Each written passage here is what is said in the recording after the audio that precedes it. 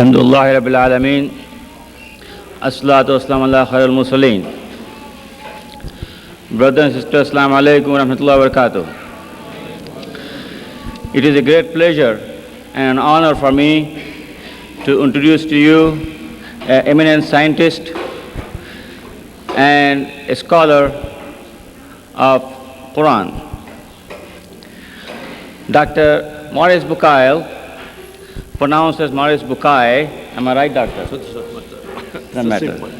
Okay. Is a native of France.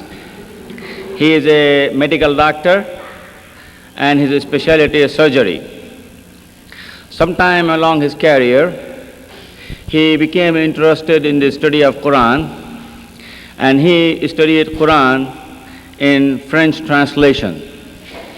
And later, he also read Quran in English translation, and he was pointed out the inadequacy of the translations.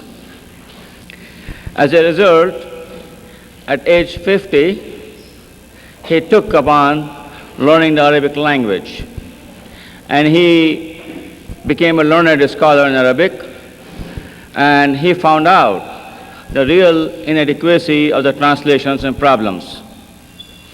And being a scientist himself, he took upon himself to explain the biblical narratives and the Quran and science. And he wrote his book in French back in 1971, I believe, which was later translated and published in late 70s in English language. The book is The Bible, the Quran and Science. It's an excellent book. And then he came across the problem of the controversy between evolution and the creation. And he tackled that problem, and he wrote the book, What is the Origin of Man? And both the books are here in paperback, and some of the old version of this one will be available after the lecture outside, and this in the original new version will be available outside, and those of you who would not have can order through your bookstore here. We will have it available. Now, he is writing a third book which is complete and ready for publication. It's the medicine and the mummies of pharaohs. And there you know, the Musa alayhi salam was born at one pharaoh, and when he crossed the Red Sea, there was another pharaoh who was drowned. And he has done extensive research, and he came up with conclusions that there are two different pharaohs, not the same one. I will not take any more time, and you will know him through his lectures, Dr. Maurice Bucaille. Mr. Chairman, I want to thank you very much for your kind introduction. It is my pleasure to be among you this evening. Ladies and gentlemen, Assalamu alaikum. There is no human work prior to modern times that contains statements which were equally in advance of the state of knowledge at the time they appeared, and which might be compared to the Qur'an. There is perhaps no better illustrations of the close links between Islam and science than the Prophet's hadith. اطلب العلم ولو في الصين. Seek after science even in China, which is a veritable invitation to man to enrich his knowledge.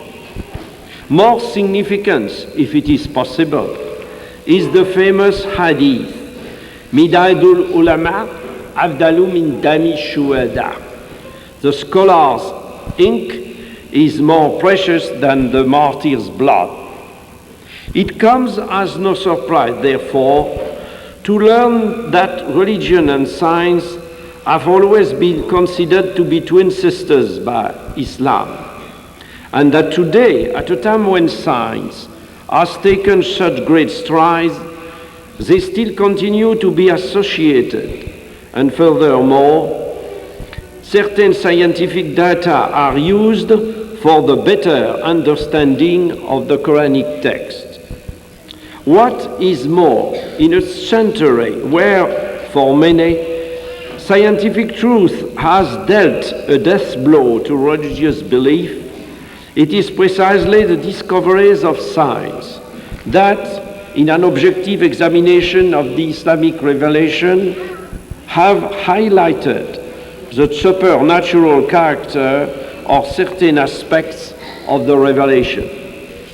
When all is said and done, generally speaking, scientific knowledge would seem, in spite of what people may say, to be highly conducive to reflection on the existence of God.